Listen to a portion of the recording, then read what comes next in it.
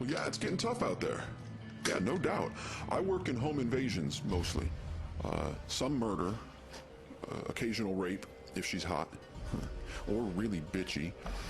And I'm a huge advocate of gun control, absolutely. Competition is stiff, and it doesn't help that every time I kick in a door or smash a window, that I face the possibility of being shot and killed. Yes, I've got 2 guns in my hand. Is it okay to shoot him if he comes in the store? Well, you have to do whatever you can do to protect yourself. I can't tell you that you can do that, but you do what you have to do to protect your baby. Recently widowed, Sarah had to protect not only herself, but also her 3-month-old son. With her shotgun loaded, Sarah waited to see if anyone would break in. I waited for 21 minutes while he busted in my house.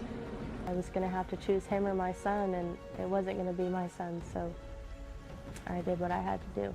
The second he broke down the door, she shot and killed him. His alleged accomplice ran away, but later turned himself in. Police call the shooting justified. I believe that Make your case. I believe that a person's moral compass can be determined by how he references free men the right to defend themselves. The Second Amendment is so obvious to me, it's insane that there's an argument. God gave, let's pretend there is no document. Let's pretend brave families didn't leave the tyrants and the slave drivers of Europe so that they could practice the religion of their choice, so that they could speak out without being murdered, that they could produce wool without the king's men coming and taking it from them every season of harvest. Let's pretend none of that happened. Let's just pretend this guy named Ted Nugent parachuted onto Earth and woke up one morning and saw these wonderful resources and had dreams of excellence and being the best that I could be. I don't need a document, and I don't need another man to explain to me that I have the right to defend my gift of life. And that there is an argument in America from Hillary Clinton, from Barbara Boxer, Dianne Feinstein, from a whole gaggle of numbnuts who would try to tell me they will dictate where, how, and if I can defend myself.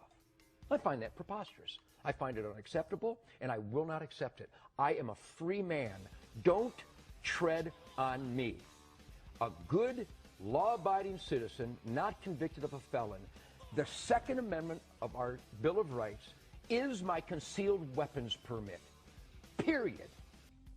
I would rather that the lady in Massachusetts last month who was taking her daughter to soccer, who was carjacked by a recidivistic maggot who'd been in the prison system all his life but was let out again because we feel sorry for him. Maybe he had a bad childhood. Instead of her being hijacked and murdered, I'd rather she just shot the bastard dead.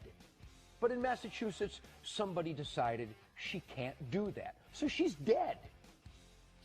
I would rather she was alive and the carjacker was dead. I'm weird.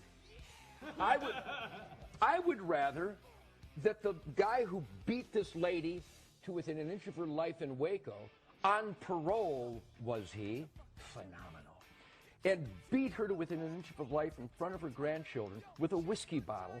I would rather she fell to the ground, pulled out a .38, and shot him 6 times in the chest and killed him. Am I weird? Because the guy is going to get out again. I don't like repeat offenders. I like dead offenders.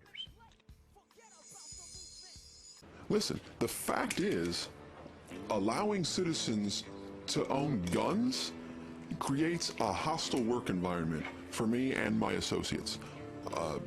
No one should have to work under those conditions. I say make them all illegal, absolutely. Make all gun ownership illegal. I mean, I break the law for a living. I'm a professional, so it doesn't really bother me. I mean, but personally, knowing that most homeowners don't have guns, that would make me a lot more comfortable, more confident, and it would surely increase productivity. No doubt. No doubt.